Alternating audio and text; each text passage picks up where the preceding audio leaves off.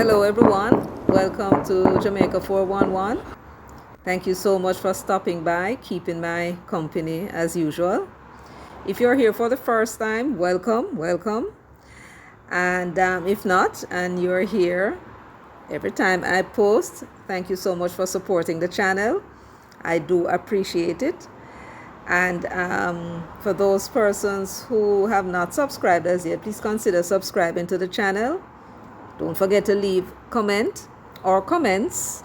You may speak as often as you like about anything I may say that you have an opinion of. And in fact, I'm going to invite everyone to give me their feedback on this particular video I'll be showing you.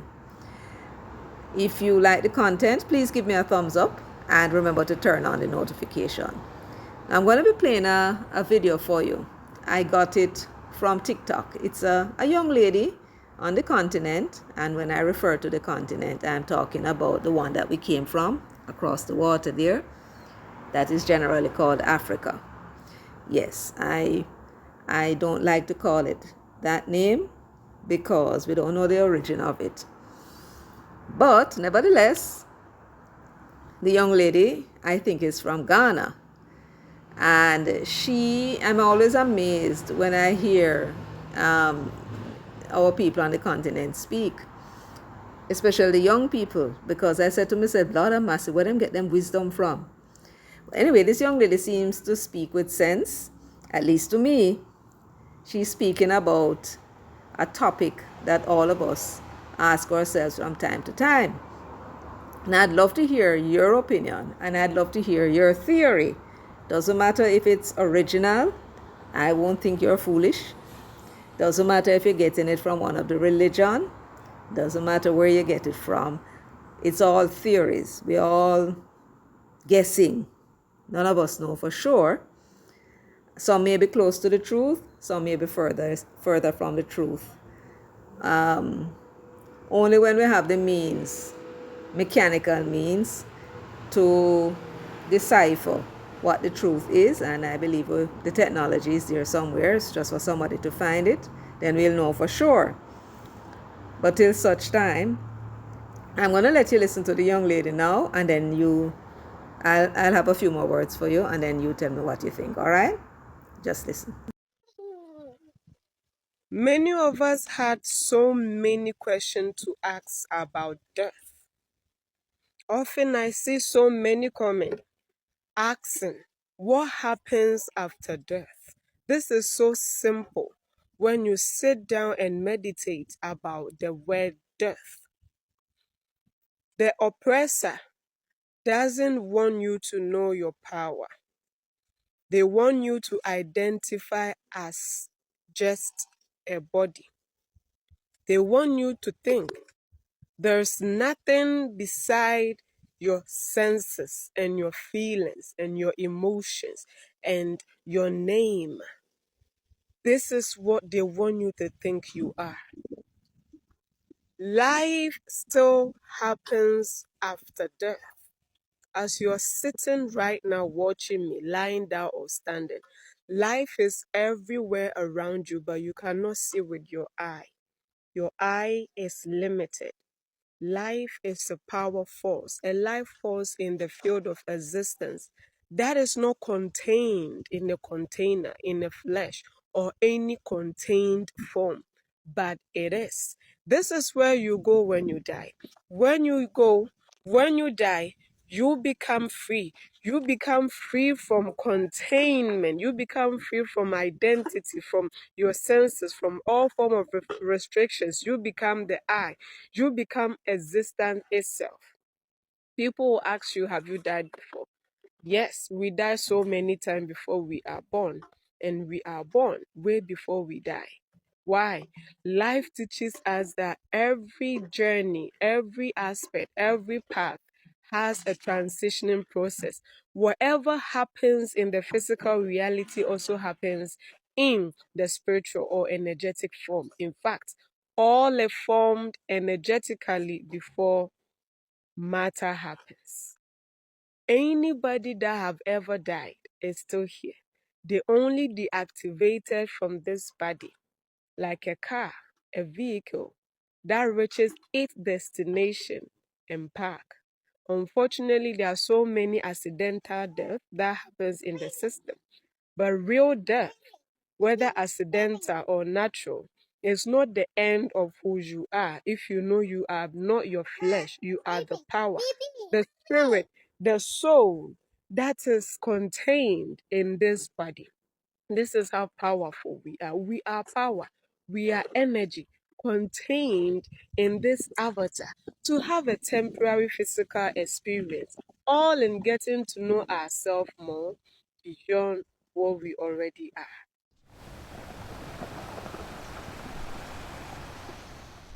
So let me begin my analysis of this thing we call life in this way. Life we know is a cycle. Life we know is energy. Well, let me begin by looking at something that is familiar to us and we can readily imagine. Let us look at the tree. The tree we know gets its food, so to speak, from the earth through its roots. It gets its minerals, it gets its oil, the elements in the air also, as well as in the soil, and the minerals that are dissolved in water. That is how the tree is able to be alive. Now, I want you to imagine the tree is chopped down, chopped away from its roots. So the tree is lying beside the root, but it is not connected to it. What then happens to the tree? The tree, which is now cut off from its root, over time begin to die, wilt, the leaves begin to dry up, the trunk begins to dry out until it becomes wood, dry, and that we refer to as a dead tree. Now, what lesson have we learned from the tree? Because our knowledge as Black people, the people of the continent, comes from nature. So the tree is teaching us something very important.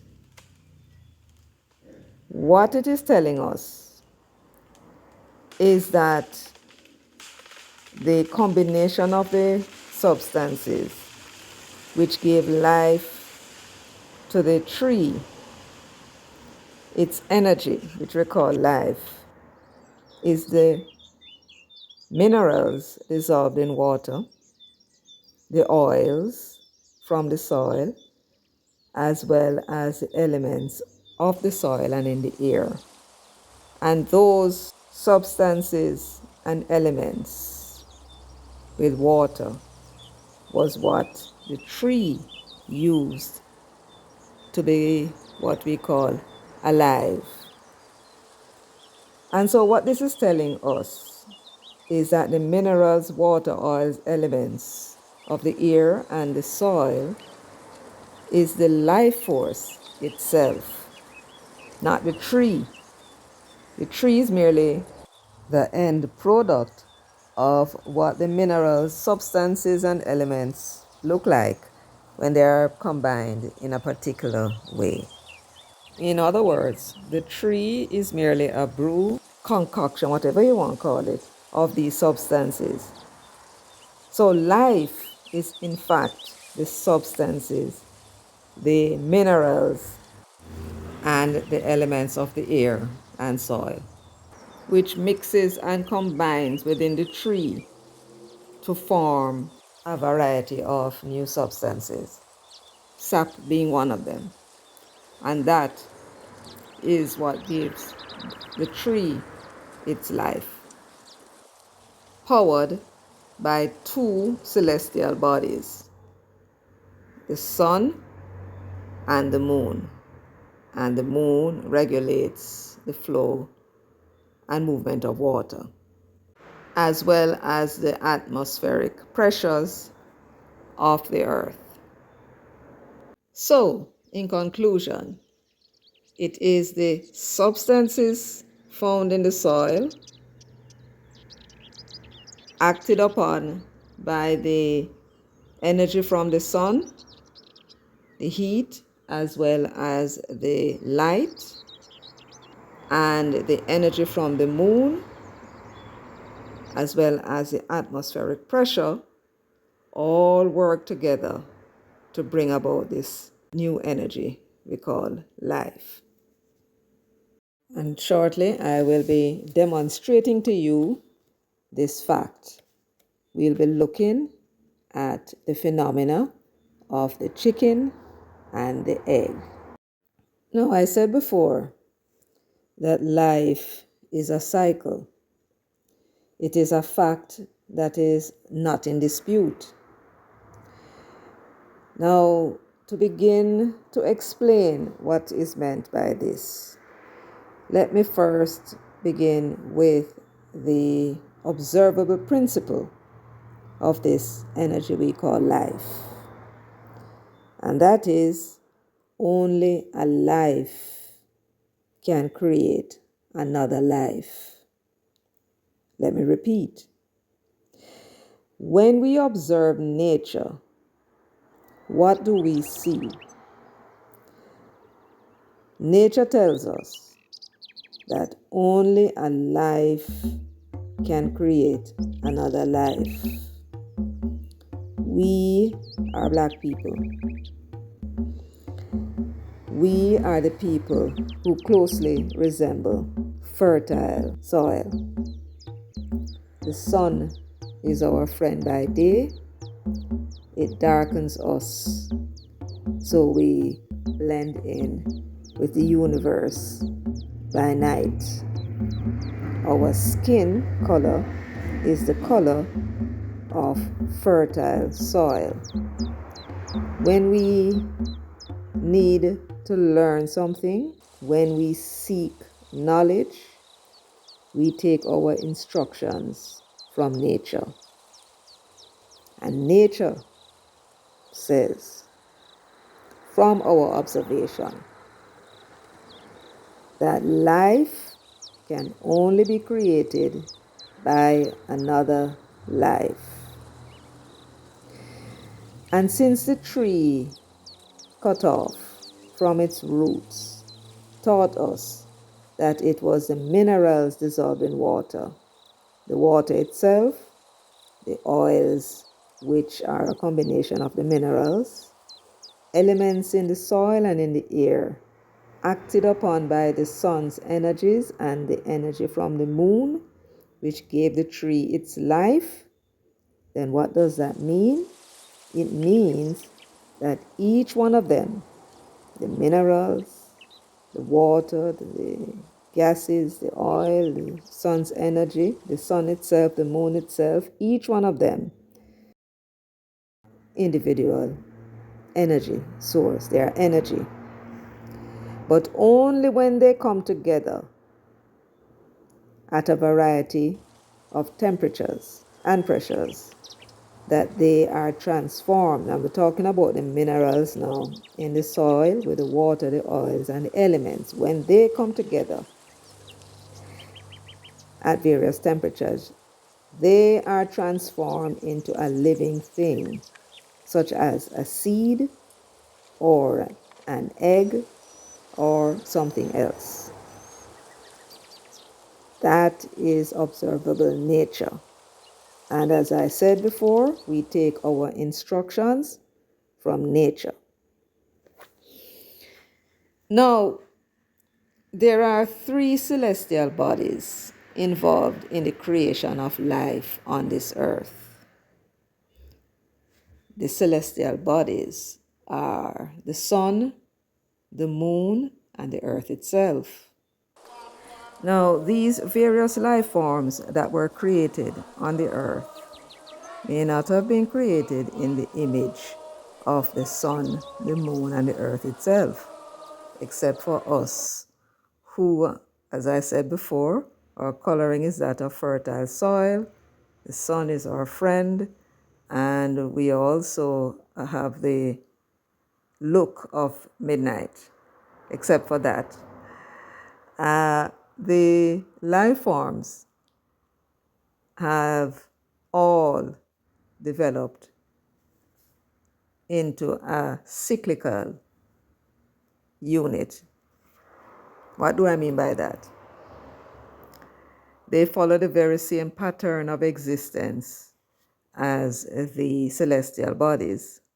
For example, the earth orbits the sun.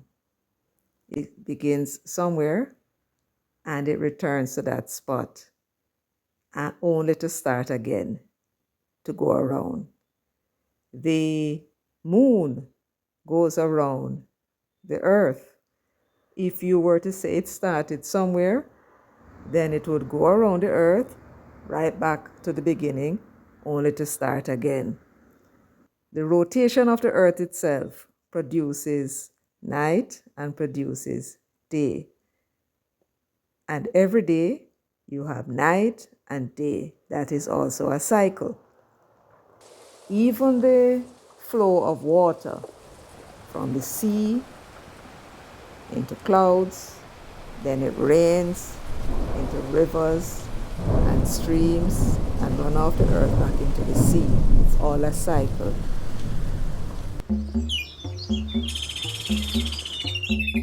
And just as those natural events are a cycle, so is life.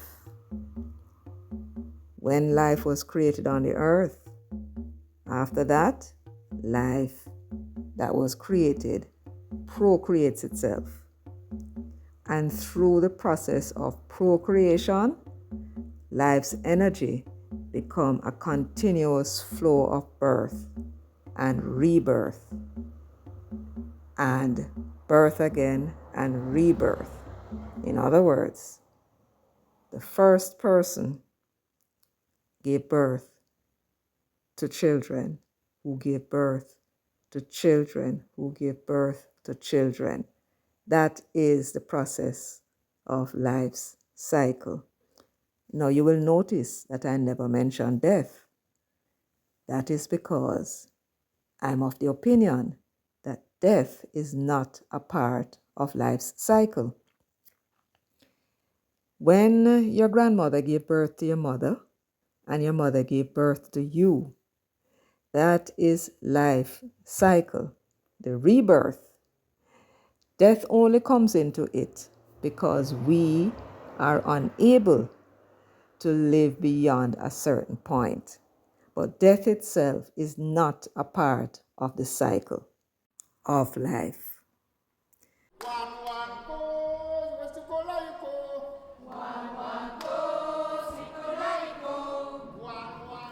Now, when it comes to reproduction, that involves the taking of a very small part of the life form. That small part then grows to become a new life form, following the very pattern of the life form that it came from in the first place. This is a process of rebirth, where the life form reproduces itself. Now, when I say the life form reproduces itself, I want you to understand me to mean that the life form creates an exact copy of itself when it reproduces.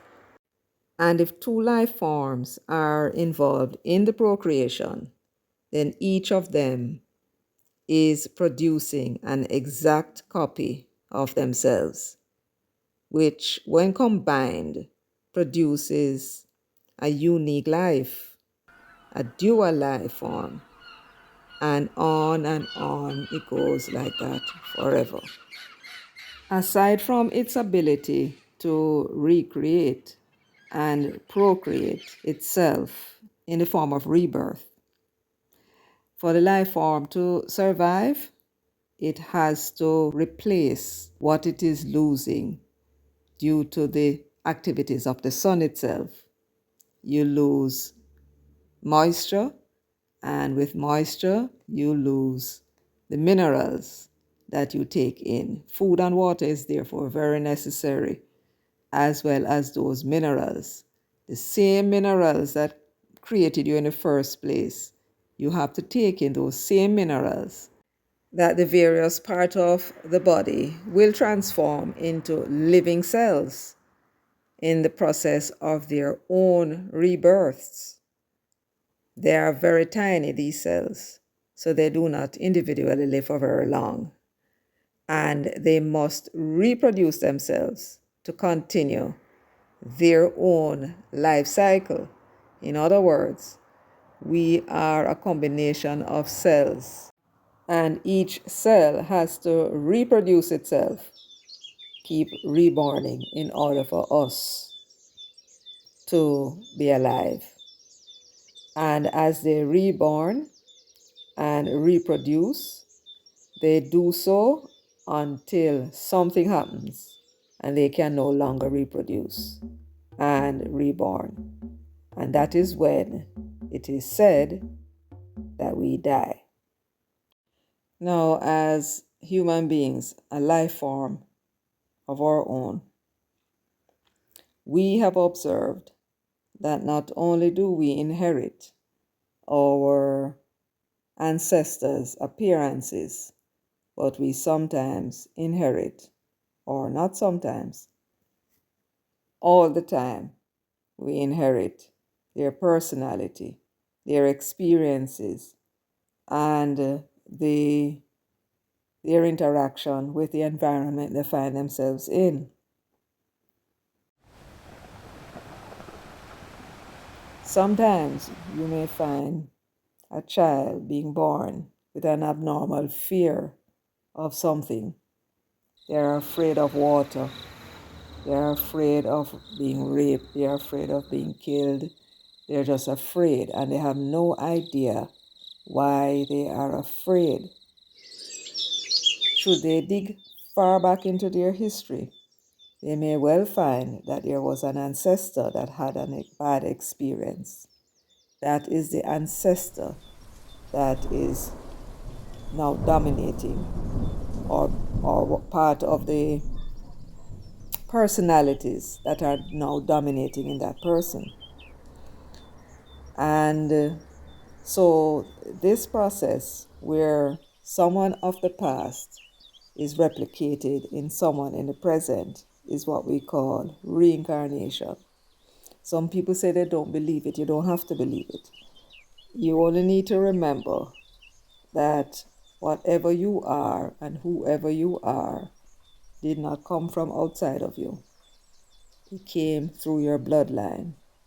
Every sinew, every bone, every cell, everything came from somebody who gave birth to your foreparents and down the line.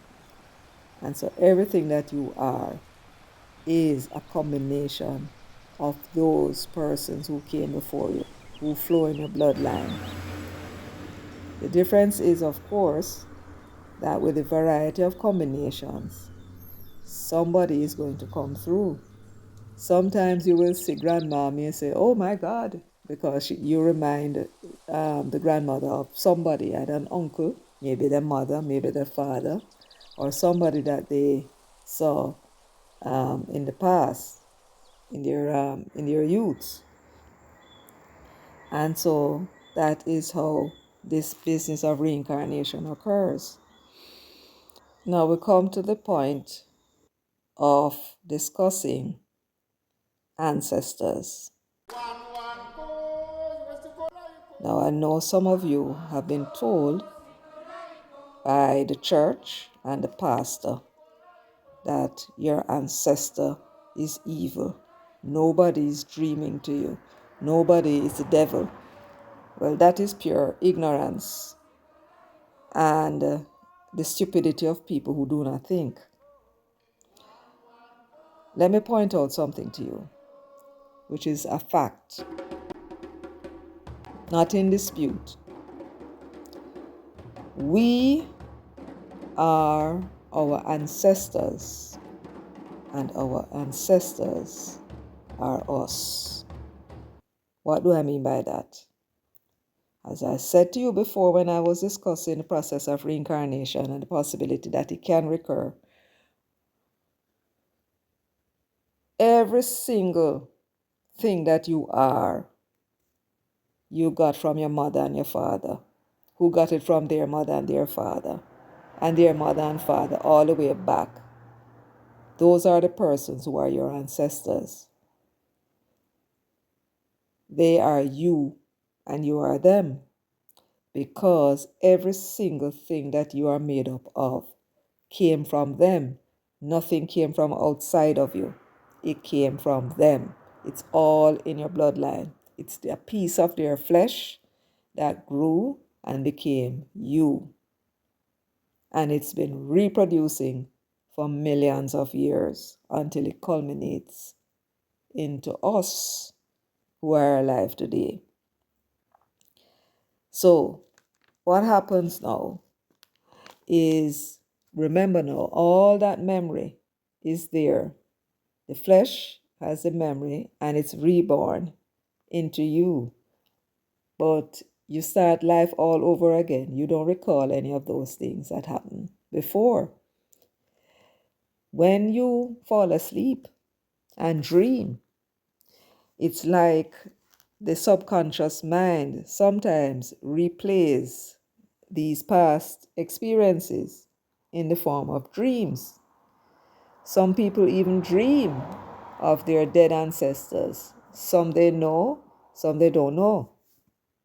Again, it is the memory of your own existence when you were that ancestor that is recalled in your dream by your subconscious mind. If in the process of rebirth, one of your ancestors, it could even be a parent, oftentimes it's your parent, sometimes it's your grandparent, sometimes it's none of them, and you suddenly find that you have a gift. If you have an ancestor who had that gift, and that ancestor in your rebirth is now dominating, meaning that it's their personality, their experiences, and their genetic combination, I suppose, that is dominating in you, you will find that you will inherit their gift as well. And this is why certain things come to you so very easy. You know, but how do I know this thing? Our mommy might say, but I don't have nobody in my family who does this. So the process of rebirth is the continuation of that first life form which was created. This is why when you hear the truth, you know it. That's why when you are told that you have been on this earth for millions and millions of years, I'm talking about Black people now, and I'm talking about Black people with the kind of hair that we have, which is different from anything else, any other hair of any other creature, animal, bird, anything at all that live. Our hair is different. Even if our skin might not be unique, even then it is still we who give birth to those people with our skin color. So when we are told that we have been on this earth for millions and millions of years, we are silent. When I told you so, even as you hear this, you are also silent. Why are you silent? You are silent because you know it is the truth. The question is, how did you know it is true? I'll tell you how. Because the words that I spoke woke up your ancestral memory of the ancestor who lived that long ago.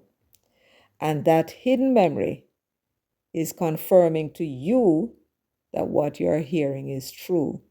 In other words, our various rebirths, the conscious mind of today is dominating us, and our ancestral past is dormant, it's lying dormant. But whenever we hear something which connects with the experience of the past, we know what we're hearing is true. It's like something is awoken in us. So this is why when we hear the truth, we know it. Now, the last thing I want to talk to you about is the chicken and the egg as part of the cycle of life that we are dealing with. Now, I want you to break open an egg. If not literally, just imagine it. I want you to look at the yolk and the albumin. Look at it closely. Look again. What do you see? Do you see a chick? Do you see feathers? Look closely. Where in that albumin and that yolk is a chick? A living, breathing, moving, thinking creature. Where is the feather? Where are the toes? Look closely. Now, I know people have a way of calling the dark spot the eye. It's not the eye, it's a heart and lung combination. Where are the blood vessels? Do you see it? All right. So what you're seeing when you break open that egg is nothing more than substances dissolved in water. Where possible, some oils are there as well. And the minerals, that's what you see. And yet, if you take an egg and subject it to a temperature of 99.5 degrees, I understand it, you can warm it up to 102 degrees. In another 20 to 21 days, a living, breathing creature will come out of that shell. The substances that are there in that shell is transformed with the application of heat or warmth, whatever you want to call it, into a living creature. That is evidence. You don't need any more evidence than that. That substances are what transform into living, breathing, moving, thinking creatures with emotions, with fear, with love, with anger. They can move, they can see, they can smell, they can taste, they can feel. That's an animal, a bird in this case. That was the clue about life itself, staring us in the face, but we didn't see it. We crack it open, we throw it in the pot, we fry it, and we call and we eat and we be happy. But nature was telling us something about itself and the rebirth process. When I told you initially that life came from the earth in the form of substances, and it was the heat from the sun which transformed the substances along with other things like the atmospheric pressure and the moon and so on, but it's the temperature which caused it eventually the substances to be able to transform into a living thing. The egg that you look at when you broke it, that is the evidence of the truth of what I said. But it is not an evidence that you did not know. You knew it, but it was lying dormant inside of you because your subconscious mind is preoccupied with other stuff. So it's not that I'm very bright or brighter than anybody else. It's just that I spend a little time trying to study these things and understand them. Now, for further evidence that it is the heat that makes a transformation possible, you will recall that if you take that egg and put it in the refrigerator, that egg will never transform because the temperature is too low for the transformation. If you put eggs in a fridge, it will never transform into a chicken. And that's a fact. You can have eggs in the fridge for up to 6 months or more, and the egg will never transform. So the temperature is key to the transformation. It is the temperature that makes a transformation possible. If the temperature is too high, the egg will spoil. If it is too low, it will not transform. It has to have that right temperature. Our temperature for transformation is 98.5 degrees. You have some other animals whose temperature is colder than ours, like the lizards, they tend to be cold. And the plants have their own temperature for their own transformation. So this is the great news that I brought to you today. I hope you enjoyed listening to that young lady. I don't know her correct name, but I gave you the link. I will place the link to her video in the description section of this video. Anyway, my goodness, as usual, I've taken up a lot of your time. I hope I was able to bring you some information and clear up some confusion that you may have where others are telling you things about ancestors and your ancestry and that they are demons and all kind of nonsense. I hope I've cleared that up for you. I hope I have put a little thought, given you something to think about with respect to life and how it possibly came about on the earth. I think the chicken and egg is something that I would like you to think about, comment on, and of course, they say nature abhors a vacuum. You bound to have some of your own theory as to life and the source of life, the beginnings of life, and so on. Now, I would love to hear your theories, and I would love if you permit me and others to discuss it. There is no, well, I mean, if the Big Bang is somebody's idea of a theory, and I don't laugh at that, I won't laugh at anything you say either. And please don't laugh at what I said. So, thank you so much for joining me. Remember to subscribe, like, and share the video, as well as leave your comments. Until next time, all good.